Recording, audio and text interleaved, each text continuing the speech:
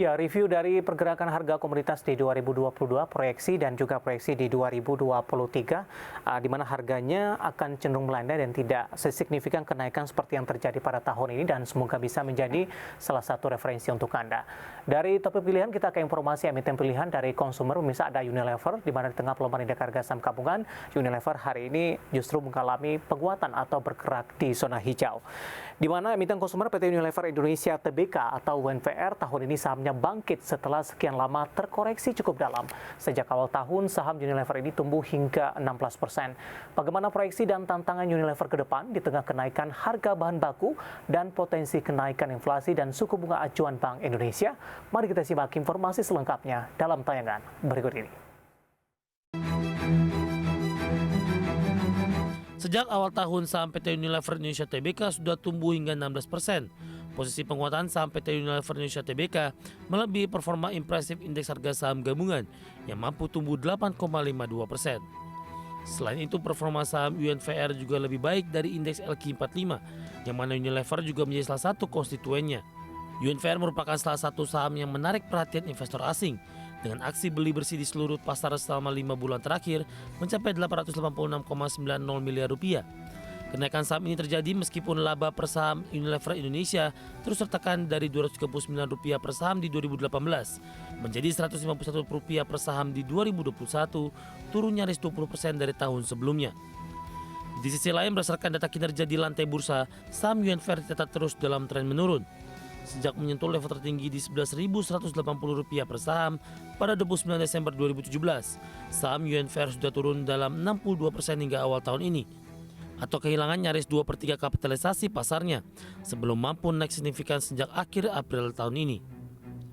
Secara fundamental, pendapatan perusahaan tahun lalu cetak turun untuk pertama kalinya, setidaknya sejak tahun 1996. Dalam periode yang sama, depresiasi laba bersih sudah terjadi dari tahun buku 2019. Penurunan penjualan bersih sepanjang tahun lalu terdampak pandemi COVID-19. Selain itu, harga komoditas yang menjadi bahan baku juga mengalami lonjakan harga yang signifikan dibandingkan tahun lalu.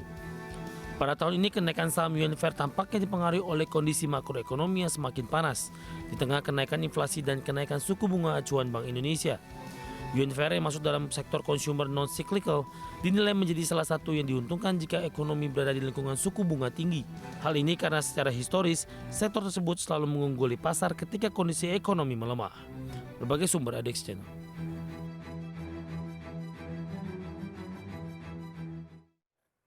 Kita akan coba lihat bagaimana pergerakan saham Unilever di sepanjang perdagangan hari ini di tengah pelemahan indeks harga saham gabungan dapat Anda saksikan juga di layar televisi Anda pemirsa.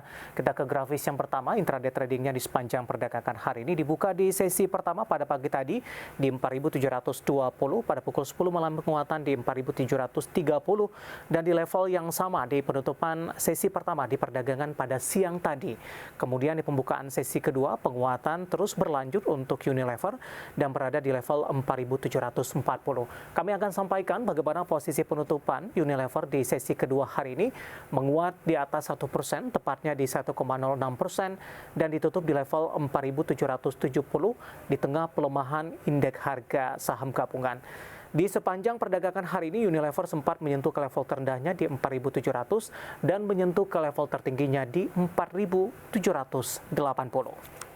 Kita beralih ke grafis selanjutnya, bagaimana pergerakan saham Unilever dalam beberapa waktu terakhir dapat Anda saksikan juga di layar televisi Anda pemirsa, mulai dari Januari hingga perdagangan hari ini.